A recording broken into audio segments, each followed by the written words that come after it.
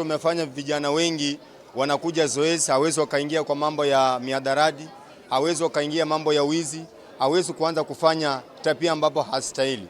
Na vile vile pia huu mchezo umekuwa na discipline kwa hii msimu ambapo tumekuwa nayo ya corona. Baada ya shule kufungwa, vijana wengi walikuwa wako katika mitaa.